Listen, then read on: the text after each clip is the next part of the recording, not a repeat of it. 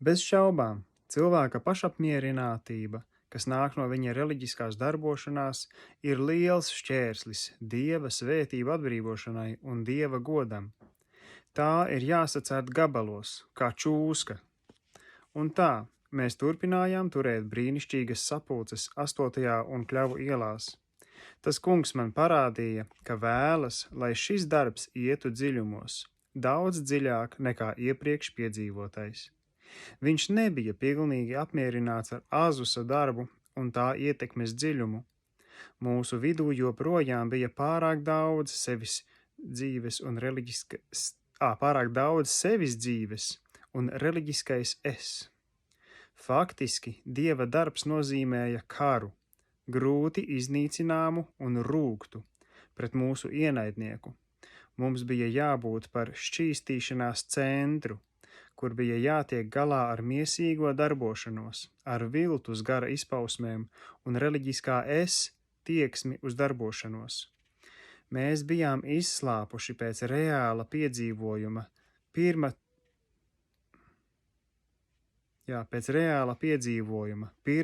pirmatnēja un galīga, kas mūsos ātri izaudzētu dievišķu raksturu. Es atkal tiku pārbaudīts finansiāli. Kādu dienu man bija jānoiet 25 kvartālus pa pilsētu, jo man kabatā nebija ne santīma. Tad kāds brālis, gandrīz tikpat nabadzīgs kā es, iedeva man pāris santīmus, lai es tieku mājās. Tajā pašā laikā mums bija varenas sapulces, daudzi tika noguldīti pie zemes spēka iespaidā. Kādu vakaru velns atsūtīja 2 spēcīgus garus, lai mani novirzītu no ceļa. Uz platformas iznāca kāda sieviete, spiritiste, nesot lielas bungas, tiekdamās vadīt dziedāšanu. Es pavēlēju viņai atstāt baznīcu. Otrs bija kāds fanātisks sludinātājs ar tik skaļu balsi, ka gandrīz izbirdināja logu stiklus. Man viņš bija vienkārši jāapklusina. Viņš bija patvarīgi uzņēmies visas sapulces vadīšanu. No viņa plūda augstprātība kā uguns. Gars bija šausmīgi apbēdināts, un Dievs nevarēja darboties. Svētais gars bija šausmīgi apbēdināts, un Dievs nevarēja darboties. Es pats tik ļoti pārdzīvoju par Dieva darbu draudzē, ka spēju pavisam viegli apturēt nepareizu sapulces gaitu, kuras autors bija velns. Starp citu, tajā laikā es biju atbildīgs par dvēseļu kopšanu un telpas īri. Mums bija nemitīga cīņa ar šādiem un tamlīdzīgiem gariem. Viņi gribēja sagraut pilnīgi visu. Velnam nav sirdsapziņas, bet miesai nav sajūtu. Šajā pirmajā reizē, kad pirms sapulces slēdzu vaļā baznīcas durvis, uz pakāpieniem pacietīgi sēdēja un mani gaidīja viens no visļaunākajiem pilsētas fanātiķiem, viltus pravietis un visas dievišķās kārtības jaucējs. Viņš bija tā saucamais sludinātājs un bija ieradies, lai sagrautu Dieva darbu. Es viņu nostūmu no vietas, kā kādreiz Nehemija izrīkojās ar Jojadas dēlu, Nehemijas 13. nodaļa 28. pāns. Līdz tam laikam biju naivs un nekad nespēju iedomāties, ka tik daudzos cilvēkos ir daļa no velna. Pilsēta šķiet bija pilna ar tādiem ļaudīm. Viņš kārdināja svētos un slāpēja garu. Šie garīgi kroplie un kaprīzie bija paši pirmie sapulču apmeklētāji. Mums bija vajadzīgs liels tīrīšanas un garīgās šķīstīšanas laiks. Bija jātiek brīviem no visai profesionālas reliģiozās gara apstrādes un pūšļošanas. Sodam pēdiņās jāiesākas pie Dieva nama. Citāts no Bībeles 1. Pētera 4.17. Arī Luters bija satraukts par viņa dienu reliģiozo fanātiķu darbošanos. No Vartbungas, kur slēpās, viņš rakstīja Melanchthonam Vitenbergā, sniedzot pārbaudes akmeni šo fanātiķu identificēšanai. Pajautā tiem praviešiem, vai viņi ir sajutuši garīgās ciešanas, kuru autors ir Dievs, šo nāvi un elli, kas pavada katru šķīstu garīgu atdalīšanu un iziešanu Dieva darbā. Kad viņš atgriezās Vittenbergā un tie centās viņam uzlikt burvestības, viņš tos sveicināja ar šādiem vārdiem: Es satriecu tevī mītošo garu. Negaidīti nonākuši līdz sadursmei, viņu acumirklīgā reakcija bija vēlnišķīga, bet šī konfrontācija salauza jūgu.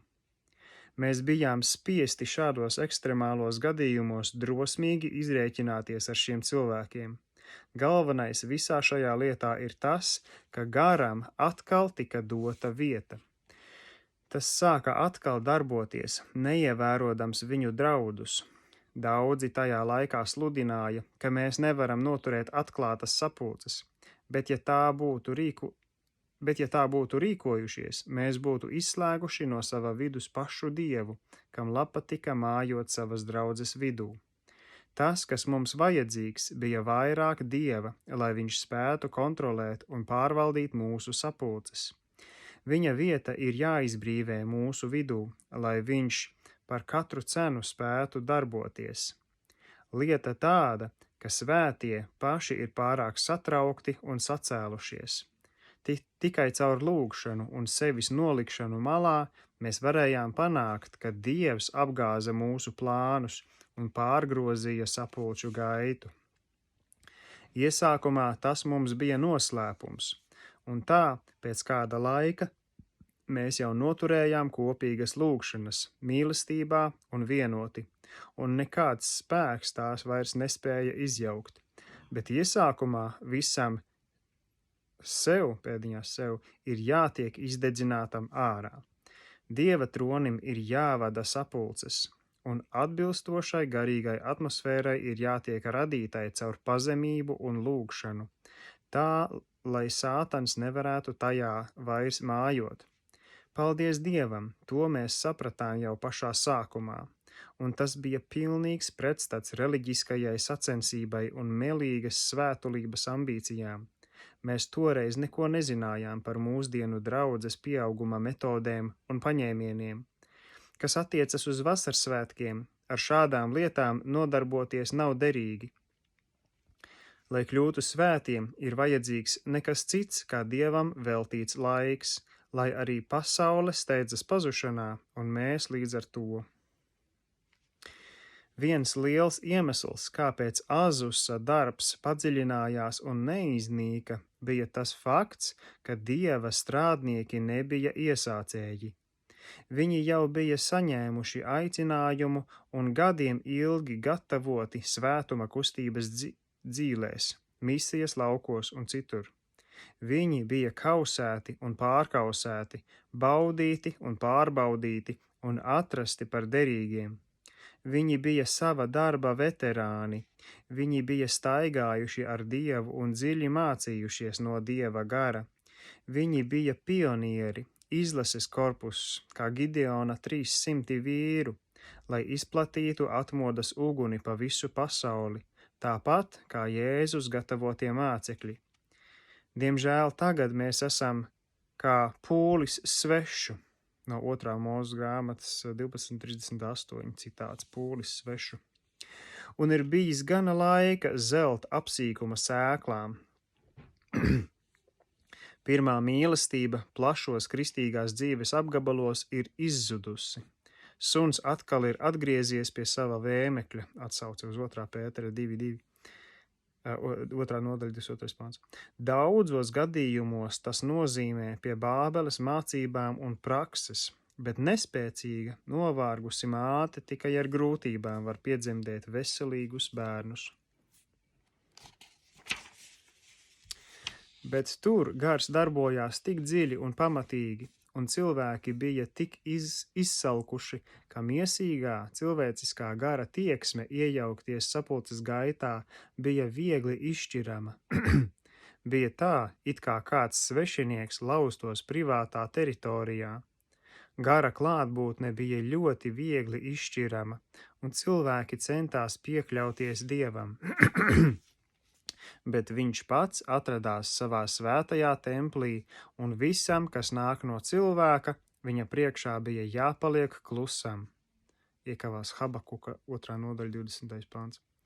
Pretējā gadījumā tas tikai izraisīja skumjas un sāpes.